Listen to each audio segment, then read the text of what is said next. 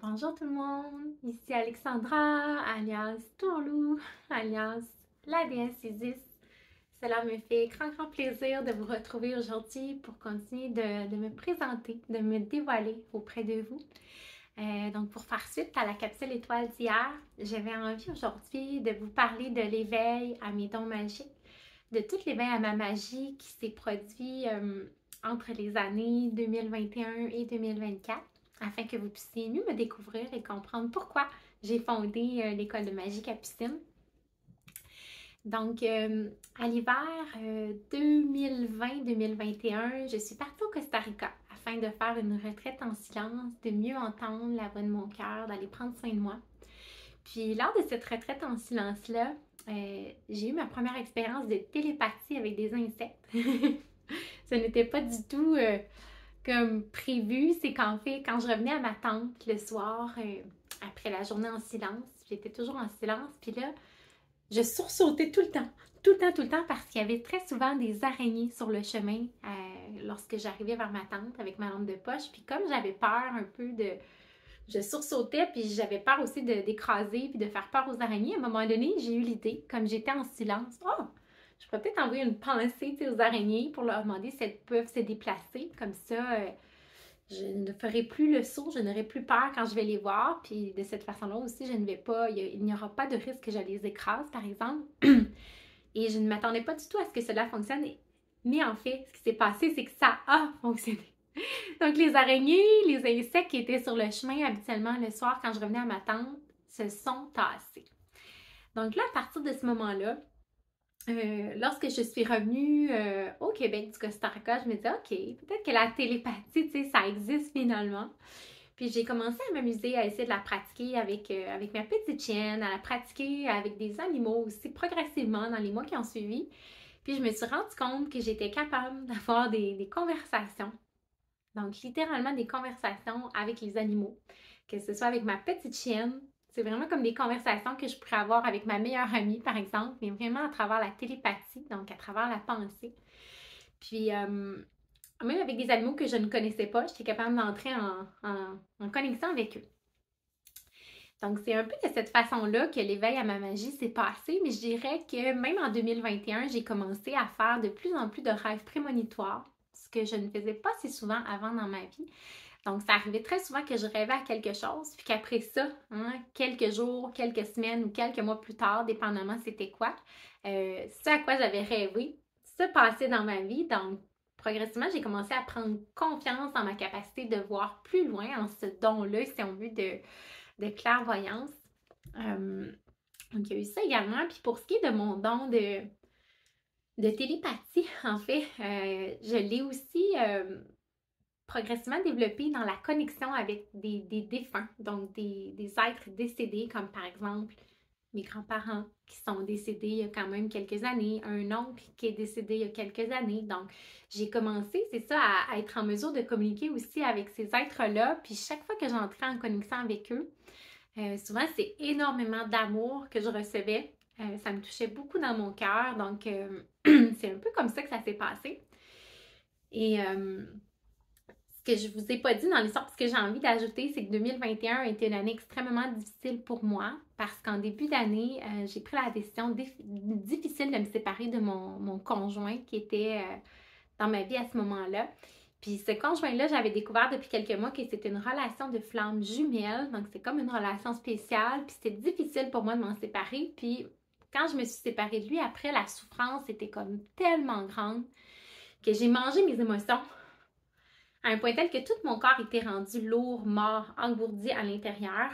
Puis ça a fait en sorte que j'ai entrepris un processus pour essayer d'aller métamorphoser toute cette mort-là, cette lourdeur-là, cette noirceur-là qui était rendue à l'intérieur de moi, en fait. Puis j'ai essayé vraiment des tonnes de choses. J'ai découvert qu'avec mes mains, hein, soit en les plaçant sur mes organes, sur mon corps, ou encore en bougeant les mains de façon intuitive avec ma respiration, j'étais capable d'aller faire bouger un petit peu les énergies dans mon corps, mais en général, je n'arrivais pas à des résultats concluants pour amener mon corps à la vie. Et ça a fait en sorte qu'à l'été suivant, donc l'été 2022, j'avais essayé comme plein de choses. J'ai décidé d'entreprendre, en fait, 40 jours de chant pour la transformation et la guérison. Donc, c'est quelque chose que j'avais trouvé sur YouTube. Puis je me suis dit, peut-être que si je chante pendant comme 40 jours des mantras, ça va permettre d'aller ramener mon corps à la vie. Puis, même si ça n'a pas permis de tout ramener à la vie, en chantant les mantras de tout mon cœur, pendant plusieurs jours d'affilée, il est venu un processus où j'étais capable d'aller faire bouger vraiment comme l'énergie au niveau du chakra du cœur, au niveau de la cage thoracique. C'est comme si je sentais qu'en allant chanter, ça venait travailler à ouvrir mon cœur, à venir débloquer des choses. Donc, je me rendais compte que le chant, c'était quelque chose d'assez puissant. Pour moi, c'est devenu en quelque sorte ce que j'appelle maintenant des sortilèges qui permettent d'aller transformer des choses à l'intérieur de soi. Donc ça m'a aidé, mais concrètement, je ne sentais pas encore que j'étais redevenue vivante et en pleine santé. Le gros déclic qu'il y a eu au niveau de ma magie, c'est vraiment, après ces 40 jours-là de chant, je me suis mise pendant 20 jours en silence, dans le but d'aller vraiment plus être à l'écoute justement de mon âme, de mon cœur, puis d'essayer de comprendre pourquoi j'avais de la lourdeur, de la noirceur, puis tellement de douleur dans mes organes, particulièrement le système digestif, à l'été 2022.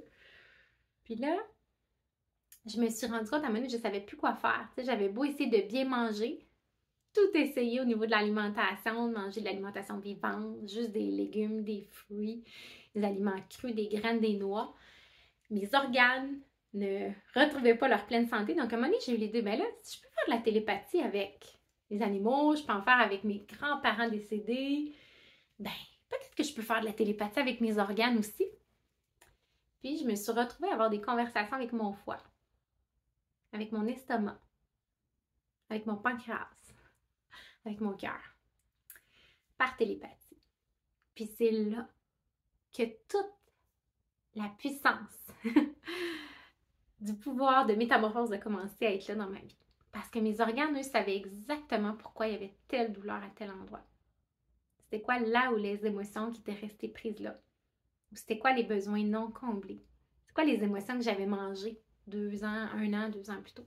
Donc, mon corps savait exactement tout ça, puis il a commencé à me guider dans tout ce qu'il y avait à métamorphoser, puis j'ai constaté que j'étais capable d'aller transformer des douleurs qui étaient là depuis comme un peu plus d'1 an dans mes organes. Puis en voyant à quel point j'avais un grand pouvoir de métamorphose lorsque j'écoutais mon corps, c'est devenu un petit peu la ligne directrice. Mon corps est devenu le guide. Mon corps est devenu le phare lumineux qui allait me guider dans toute la noirceur qui était à l'intérieur de moi. Je n'en parlais pas tant que ça autour de moi, mais j'étais comme dans une nuit noire de l'âme qu'on appelle. Je me sentais vraiment morte à l'intérieur, avec des douleurs, beaucoup de douleurs, de lourdeur, de noirceur, plus de vitalité du tout. Des fois, il fallait que je me mette dans l'eau froide, d'eau glacée, pour réveiller mon corps, pour être capable de fonctionner dans la journée. Et je veux remercier, j'ai envie juste aujourd'hui de remercier mon corps. Parce que mon corps, ça a été le phare lumineux qui m'a guidée. Parce que mon corps était complètement rempli d'émotions foulées. Dans les seins, dans tout le système digestif, dans l'utérus, le système reproducteur, dans les fascias qui sont comme les enveloppes des muscles.